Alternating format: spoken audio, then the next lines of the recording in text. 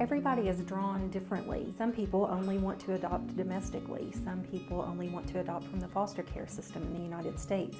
Some people only want a baby, which can pretty much only be done domestically. Families are normally drawn to either a certain part of the world, a country that they have visited on a mission trip, or they just have a heart for a specific country. We kind of struggled with infertility early in our marriage and miscarriage, and so I feel like the emotional kind of pull of that and the roller coaster of that kind of created some interesting dynamics for us as we tried to decipher, especially early on, whether or not we wanted to pursue international adoption. Adoptive parents approach international adoption and are willing to consider it because they're aware of the number of orphans in the world and that they have a compassion for these children who are over there waiting. The child has a specific medical condition that they have a heart for. In the U.S. context with domestic adoption, often couples are almost competing to adopt a given child, so it becomes this thing where you're selling your relationship as a couple to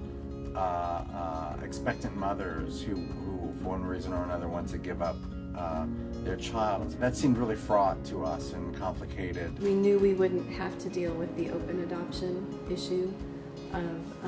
I had personally known some friends who had adopted domestically, and the mother had changed her mind and taken the child away, and so we kind of wanted to avoid that situation. People very often are then saying, well, why aren't you helping children just right here in the U.S. if that's your motivation?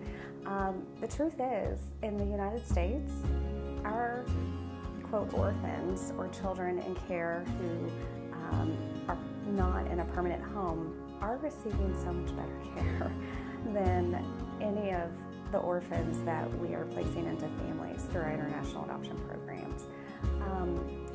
These children internationally, even in programs where a country's central authority and people in power are trying their best, there are limits on what they can do for these children, whether it's the medical treatment that their condition might need or simply the amount of adult attention for these children. The mission of Nightlight is that we believe that every child deserves a loving family. Every child deserves a loving family. We desire to place children into adoptive homes so that they have permanency. And we are very child-centric in what we do and in our approach to adoption. One of the myths that really bugs me is people who are uninformed and believe that adoption agencies are out for money, that we are in this business to take advantage of soft-hearted people and take their money, and we're a nonprofit. The bulk of a cost of adoption is travel. When we are talking with families interested in adoption, we're very honest with them and let them know these are our program fees, these are set, and then here are other expenses that you can expect for a ballpark figure of X amount of dollars. When you travel internationally, it's just expensive. You're required to stay in country. In China, you're required to be there for 2 weeks minimum. Many countries, you're required to be there for months. You have to have translators while you're over there. We make sure that you are placed in safe areas, in 5-star hotels, so that you get some comforts. I've used this analogy before. Considering the cost of manufacturing a car to adopting a child. I'm just talking about the process.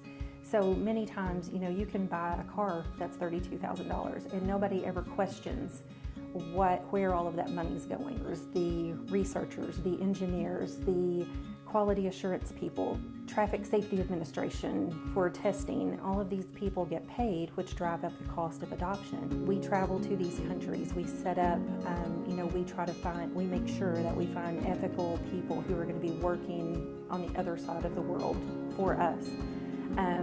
We have to research the laws of that country. Expenses that go to immigration application fee and fees for background checks and for education things, all of these pieces that add together to make that big number. We want to ensure that everybody has a completed successful adoption.